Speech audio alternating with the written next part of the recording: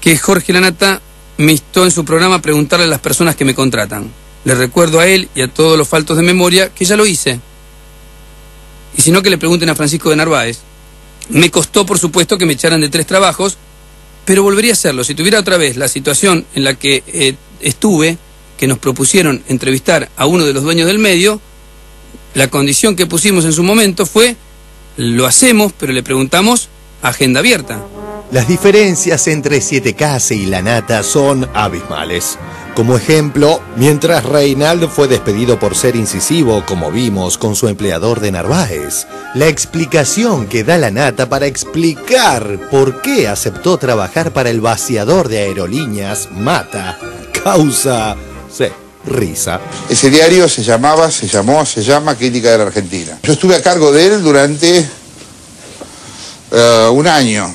Quien estaba asociado a nosotros en ese momento, y lo estuvo luego, era Antonio Mata, quien alguna vez fue acusado del vaciamiento de aerolíneas. Por supuesto conocíamos eso antes de habernos asociado con él. Hablamos con él el tema, él nos dio sus motivos, nos dio su versión del asunto. Elegimos creerle, necesitábamos a alguien que pusiera la plata. Elegimos creerle, necesitábamos a alguien que pusiera la plata. El que apareció con la guita fue Mata. Bueno, ok, fuimos con Mata. Del mismo modo, cuando tuvo la oportunidad de preguntarle a Mañeto sobre chanchullos, prefirió reír entre masitas y tés de frutos rojos. Nosotros nos vamos a ocupar de preguntarle a Clarín. Revista Noticias, entrevista a Jorge Lanata, periodista. ¿Lo vio a Héctor Mañeto? Lanata. Sí, estuve con él antes de empezar en Mitre hace unos meses. Nos encontramos para conversar. Hasta hablamos sobre Página 12. ¿Qué le dijo? Lanata. Me chicaneó. Me dijo que yo me fui de Página porque quise, que a mí nadie me echó. Y es cierto, yo me fui en 1995 porque no quería trabajar con ellos cuando Clarín compró Página. Nosotros nos vamos a ocupar de preguntarle a Clarín. Como cierre, un nuevo desafío, 678. Dice Lanata no tener problemas en hacerle preguntas a Clarín.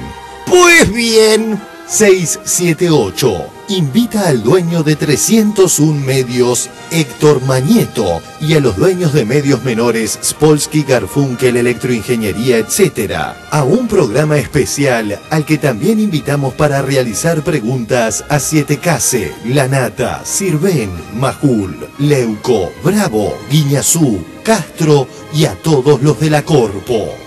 ¿Se animará Mañeto? Garfunkel y Spolsky ya confirmaron.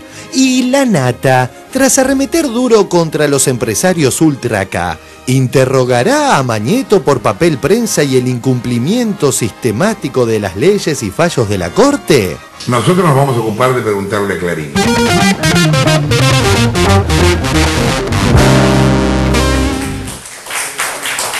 Bueno, muy bien.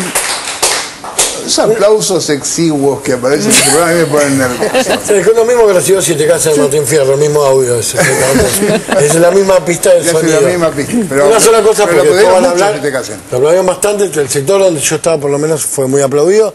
Una sola cosa antes de continuar, que van a continuar diciendo cosas muy inteligentes mis compañeros. Me parece que el único que se equivoca, en este caso se equivoca Lanata, porque Lanata clara dice, nosotros nos vamos a ocupar de preguntarle a Clarín.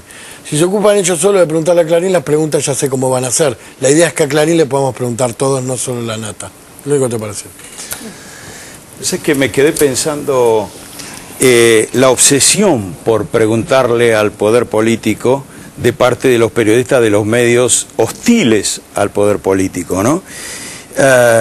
Obviamente plantea con eso que no hay libertad de expresión. Claramente está la cuestión de queremos preguntar es para decir no podemos. Muy bien.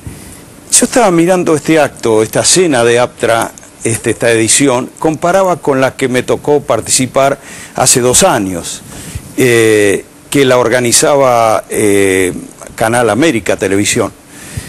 Y yo sentí que ahí había como una polémica que estaba instalada. Habló Majul, por supuesto en contra del gobierno, habló Aliberti, yo dije alguna cosa, había un clima de polémica que ahora no había. Ahora no había, celebramos la audacia de 7K, la honestidad, de plantear allí en soledad digamos, ese reclamo de que también al poder económico se le pueda preguntar, y mirá lo que le costó, ya le saltó el perro de la nata, digamos, pero no había un clima de libertad como había hace 2 años, por lo menos, no había polémica. Todo era como de un color, digamos, ¿no? Y el único que desentonaba fue Reinaldo Siete Cases cuando plantea esta cuestión de preguntarle también al poder económico. Entonces digo, hablamos de libertad de expresión. ¿Había un clima allí, organizado por Clarín y Canal 13, esa entrega de libertad como la que yo por lo menos viví 2 años atrás? Creo que no. Por otra parte, la obsesión por preguntarle al poder, la conferencia de prensa, muy bien. Primero, la conferencia de prensa, quien tiene experiencia sabe que no es un hecho, es un formato periodístico, no es un hecho que aporte demasiado, realmente no aporta mucho, no aporta cosas relevantes. ¿Quieren realmente la conferencia de prensa para saber qué opina y qué dice la presidenta?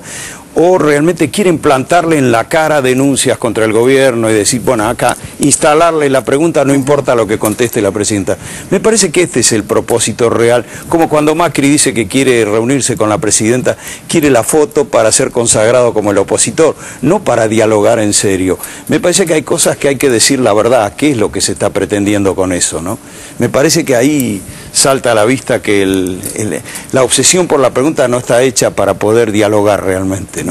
¿Sandra? Sí, bueno, un par de cosas. Hablando de las conferencias de prensa, yo recordaba una de las últimas, que fue la que dio el ministro Randazzo, que el corresponsal de La Nación terminó yéndose con un insulto y un portazo, digamos. No es la mejor manera de tener conferencias de prensa, ¿no? Ni de respetar las instituciones tampoco, porque el ministro no es de facto. El ministro es un ministro de un gobierno democrático. Entonces, esa no es, no recuerdo, creo que era encima un redactor de La Nación que estaba enojado con Randazzo porque su propio editor le había cambiado el título a su nota. Barrio. Era Barrio, que el título estaba equivocado, no coincidía con lo que decía su nota. En lugar de putearlo al editor, que le puso un mal título, se fue pegándole un portazo al ministro. De eso me acordaba el otro día. Por otro lado, con el queremos preguntar. Por otro lado, el queremos preguntar no puede ser inocente y no puede estar desligado de la ruptura de contratos que han hecho los medios monopólicos desde hace ya varios años. Cuando vos rompes contratos periodísticos con los oyentes, con los lectores, con los espectadores, cuando tergiversás las declaraciones no solo de los ministros o de la presidenta, sino hasta del presidente de la Corte Suprema, cuando descontextualizás, cuando cambiás el sentido. Entonces, digamos, ¿qué periodista sos? ¿A qué le llamas periodismo?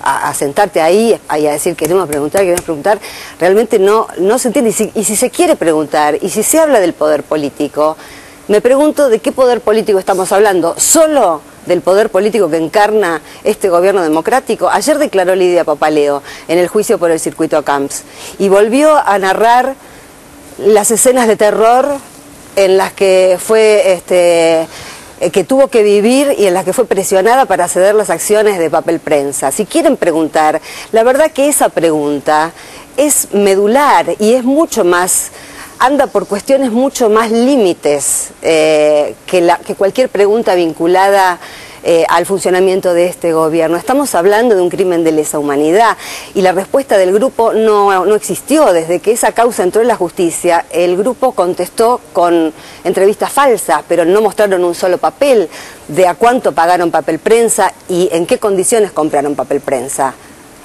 Eso se quedó sin preguntas. Tendríamos que contar mínimamente la denuncia de Lidia Papaleo, que Héctor Mañeto la amenaza de muerte a ella y a su hija para obtener la empresa. Y que si no vendía las acciones corrían el riesgo de vida ella y su hija.